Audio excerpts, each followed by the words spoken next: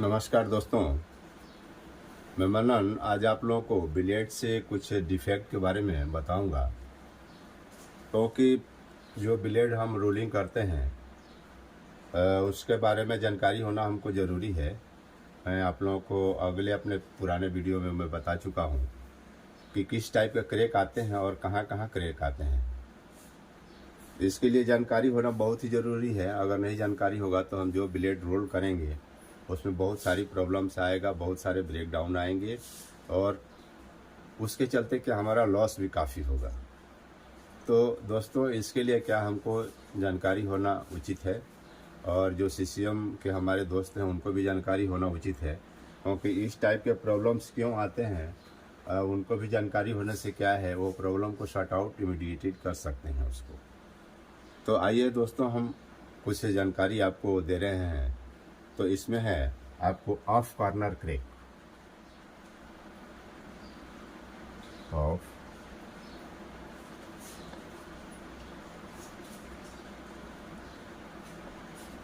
Of corner crack. ये crack क्यों आते हैं? इसमें क्या है, जो लोकेशन जो इसका जो रहता है, इसका लोकेशन और लोअर पार्ट ऑफ मोल्ड और very close is mould to exit. मतलब जो उसका जो लोअर पार्ट्स जो रहता है वो मोल्ड के काफ़ी नज़दीक रहता है, जिसके चलते इस टाइप के प्रॉब्लम्स आते हैं। और इसमें क्या है, bulging of soles cell and hanging at the off corner cracks. और इसका फैक्टर्स क्या हो सकते हैं इसमें, जैसे इसमें क्या है, थर्मोमैकेनिकल बिहेवियर भी हो सकते हैं आपको, और मोल्ड में भी कुछ प्रॉब्लम हो सकते हैं, मोल्ड के सेल में भी प्रॉब्लम हो सकते हैं, मोल्ड सेल इंस्ट्रक्शन में भी कुछ प्रॉब्लम हो सकते हैं, डीप एंड नॉन यूनिफॉर्म ऑक्सीलेशंस में भी हो सकते हैं। आप मार्क्स आते हैं उसको, स्टील कंपोजिशन एंड सुपरहीट। इसके जो कारण यही होते हैं ज़्यादातर, जिसके चलते ऑफ कॉर्नर जो क्रैक आते हैं। इसके बाद में आ रहा है डायगोनल क्रैक।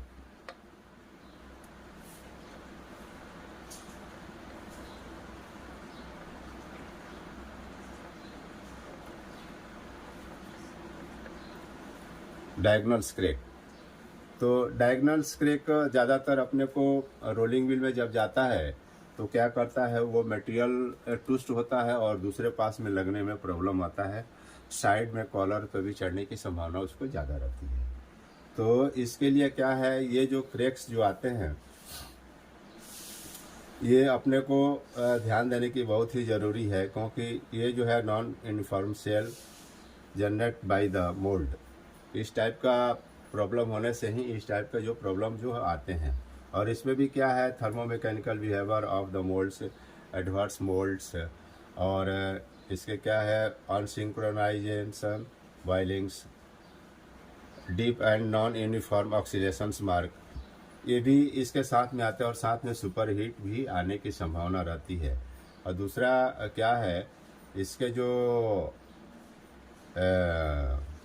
क्या बोलते हैं उसको, इसमें जो कूलिंग जो सिस्टम है, वो कूलिंग सिस्टम भी इसमें अगर प्रॉपर अगर नहीं है तो भी इस टाइप का प्रॉब्लम आ सकते हैं। Poor spray design and the maintenance, steel composition and superheat, ये भी रहने से भी इस टाइप का प्रॉब्लम आने की संभावनाएं रहती हैं उसमें। अब आगे आपको centre line crack.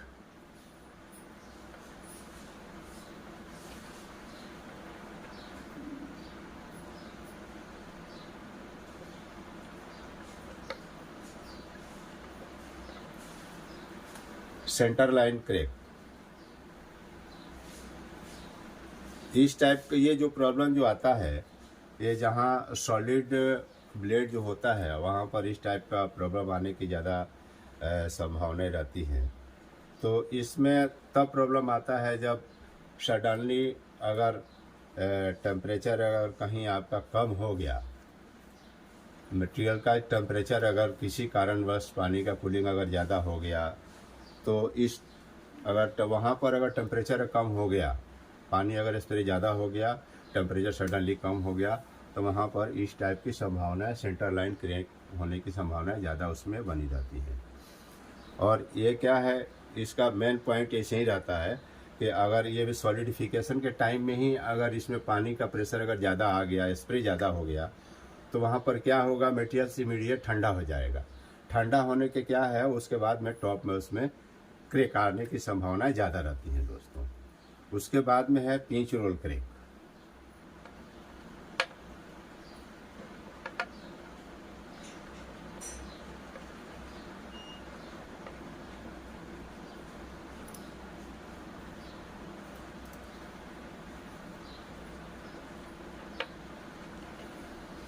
Pinch roll crack, pinch roll crack में क्या है, अगर बराबर सिक्वेनाइजिन अगर नहीं है उसमें, पिंच रोल का प्रेशर अगर ज़्यादा है, क्योंकि मटेरियल्स जब भी वहाँ से निकलता है तो वहाँ पर नीचे का जो टेम्परेचर जो रहता है वो ज़्यादा रहता है, इनसाइड का टेम्परेचर उसमें ज़्यादा रहता है। अगर उस हम जो पिंच रोल जो आगे साइड में जो दिए हैं, अगर उसका प्रॉपर हम अगर प्रेशर सेट कर अगर नहीं करेंगे तो क्या होगा, मटेरियल को वो प्रेस कर देगा। प्रेस करने की वजह से क्या होगा, हमारा टॉप का जो सरफेस है वो इनसाइड के टेम्परेचर से कम है, तो क्या है, वहाँ पर क्रैक होने की संभावनाएं ज़्यादा होती हैं। तो इसीलिए हमको ध्यान देने की ज़रूरत है, क्योंकि अगर उसको प्रॉपर अगर सेट करेंगे तो ही हमारा मटेरियल्स क्या है, स्ट्रेट जाता है। नहीं तो कई बार हम देखते हैं कि वहाँ अगर पिंच रोल ज़्यादा हम सेट कर दिए हैं तो एक साइड में वहाँ भी कॉर्नर जो है ना, शार्प कॉर्नर बनने की संभावनाएं ज़्यादा रहती है दोस्तों। तो इसके लिए क्या है, हम जब भी ब्लेड्स निकलता है, पिंच रोल सेट करते हैं, तो उसको प्रॉपर पिंच रोल को हम सेट करेंगे, तभी जाकर इस टाइप का हमारा प्रॉब्लम नहीं आएगा। अदरवाइज इस टाइप का प्रॉब्लम आने से यही नहीं आएगा, वो मिल में भी जाएगा तभी वहाँ प्रॉब्लम आएगा। पिंच रोल के फिनिशिंग भी प्रॉपर होना चाहिए। पिंच रोल का अगर टॉप का अगर फिनिशिंग बराबर नहीं है तो ब्लेड के ऊपर में क्या है, इस टाइप का प्रॉब्लम्स आते रहते हैं।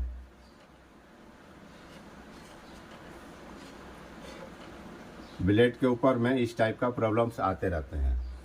तो वो क्या है, वो अगर ज़्यादा अगर डीप से में अगर आ रहा है तो क्या करेगा, मटेरियल्स वो प्रॉब्लम करेगा मिल में जाने के बाद में, क्योंकि यहाँ जो ये जो गैप बन रहा है वो बार बार रोलिंग होने के बाद में, मतलब ऊपर नीचे रोलिंग होने के बाद में क्या होगा, ये धीरे धीरे मटेरियल्स चिप आउट होने की संभावना ज़्यादा रहती है इसके लिए।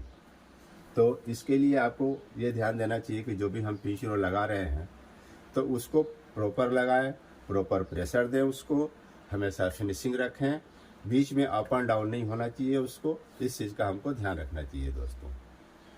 तो आप लोगों को कुछ मैं आपको मटेरियल्स का क्रैक के बारे में बताया। वैसे क्रैक तो बहुत सारे ज़्यादा हैं, उसके लिए मैं और आगे आपको मैं अगले वीडियो में बताऊंगा, क्योंकि इसमें मिडवे क्रैक भी होता है, ऑफलाइन क्रैक भी होता है, ऑन ब्रेकिंग क्रैक भी होता है, आपको तो ब्लू होल्स भी आते हैं, लेकिन ये ब्लू होल्स वो दूसरे कारण से आते हैं।